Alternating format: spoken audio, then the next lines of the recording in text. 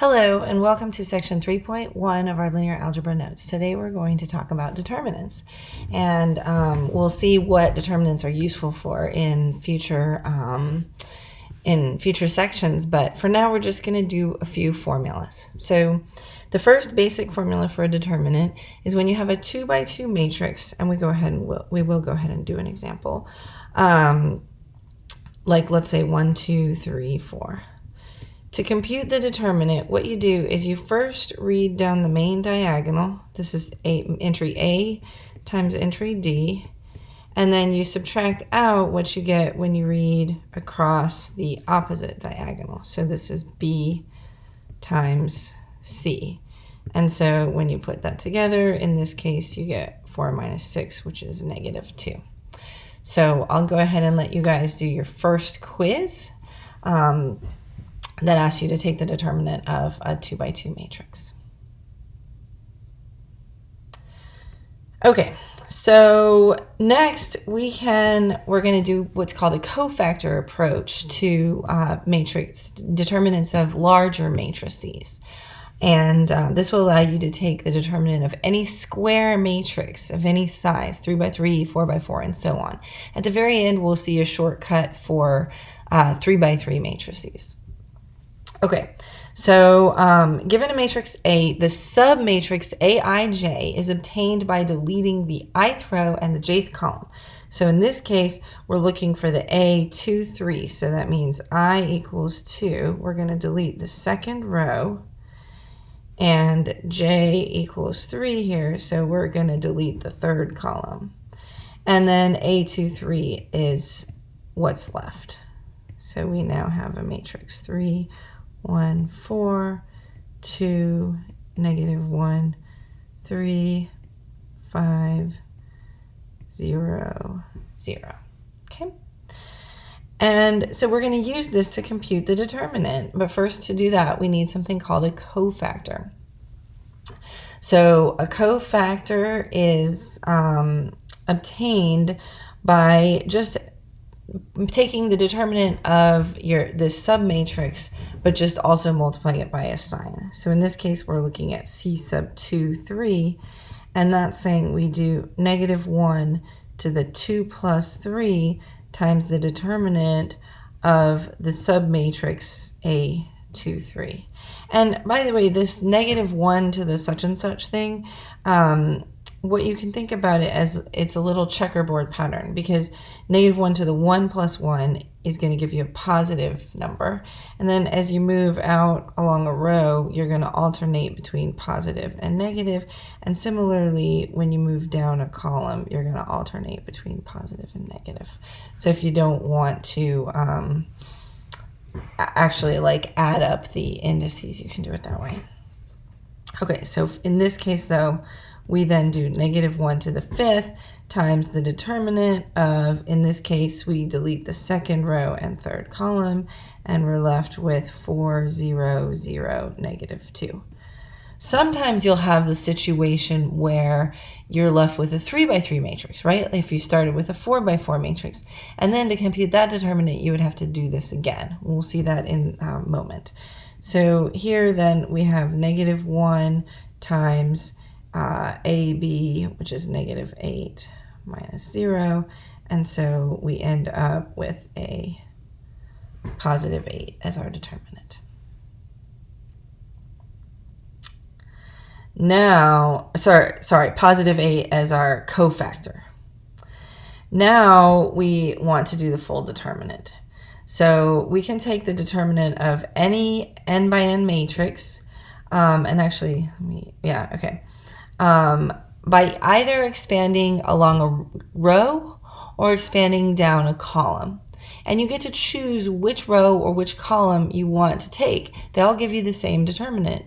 You generally want to be smart about your choices and pick something that has a lot of zeros. In this case, if you look, like the first row only has 1 0, first column only has 1 0, but if you keep looking around, you'll find that the third column, has 2 zeros. So that's going to be a good choice. And let's see why. So this is a column, so we do J equals 3.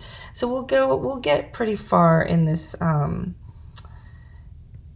in this before we do the quiz so that you don't have too much to do for your quiz. So we're taking our determinant and we're doing it by the cofactor way, expanding along the third column.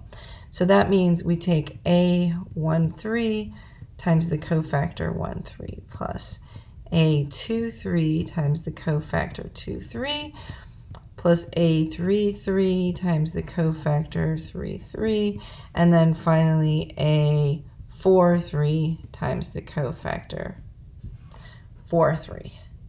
So we know that A13 is 0, right? This,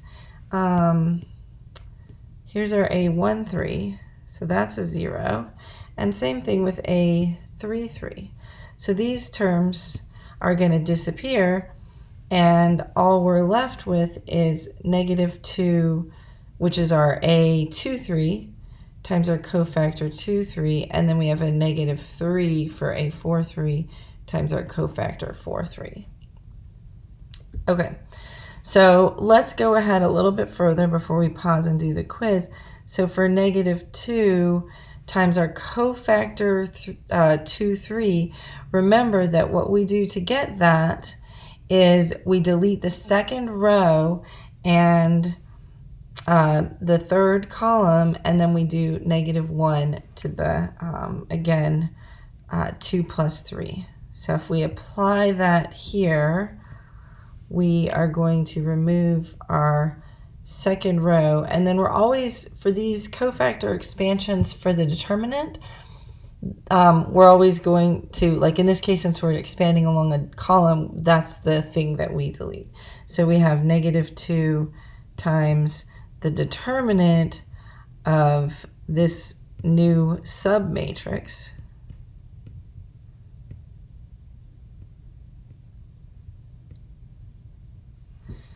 and then we have one more to do. We have -3 times the determinant of, now we need, instead of the 2,3 cofactor, we do the 4,3 cofactor.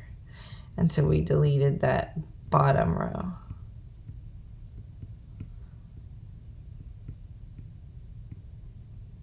And now, before I leave you to finish up, what I want to point out to you is that you have, you now have another determinant, a 3 by 3 determinant. So we need to do our cofactor expansion again. And maybe let's just do a little bit with that for this first one. And actually what I'm going to do, let's color. So colors are really helpful. Let's make this a blue instead of a green so that won't get too confused when we're doing it. Okay, so we need to take the green determinant now. And so again, you want to look for zeros. In this case, there's kind of an obvious collection of zeros, so we want to do the third cofactor. And so what we then have is, this is now the third row. So we have A31 times the cofactor 31. And then what you'll notice is A32 and A33 are zeros. So that's kind of nice because that gives you a little bit less work to do. And then similarly, you have a choice now if you want to get zeros in the mix. I sort of like the idea of expanding along this column because we have a bunch of ones. Just makes some things easier. So, but you don't have to do it that way. And so now we have A11 times the cofactor 11 plus, well, the next one is 0 times the cofactor, I guess we're second row, first column, and then a third row, first column times the cofactor. And so you'll want to carefully do this out to get yourself to the point that you can get an answer. I'll make it multiple choice so that if you don't get one of the answers on there, then you'll know to try again. Okay, last of all, we're going to talk about something called the crisscross method. And the way this works, this only works for a 3x3 matrix, although it's sort of like an extension of the 2x2 matrix method, but don't try to use this for 4x4 because it's not going to give you the right answer.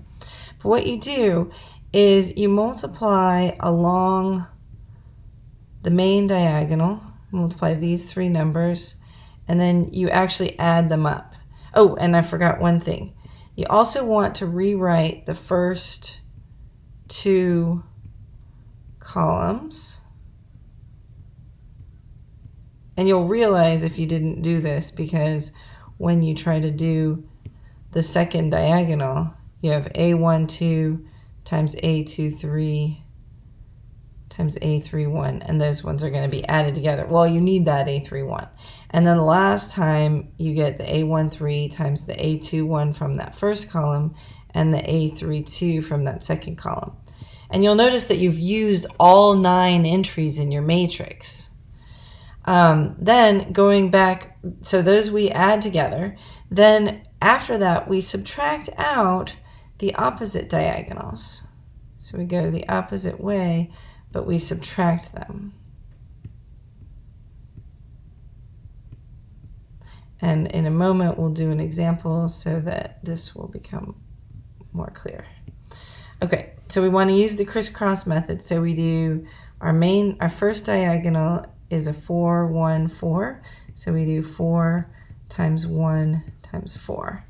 Our next diagonal, oh, and yet again, I did not remember to write down the columns.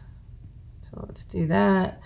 Okay, so now our next diagonal is a 0, the 2, and the -2. And we're adding, so this is 0 times 2 times -2.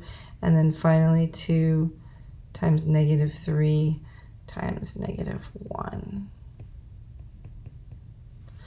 And now we go the other way, we subtract. So we have -2 times 1 times 2 minus -1 times 2 times 4, and then minus 4 times -3 times 0. And if we add all this up, we get 16 plus 0 plus 6 plus 4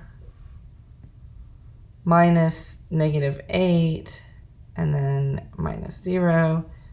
And so I guess that gives us 34. And we'll stop there.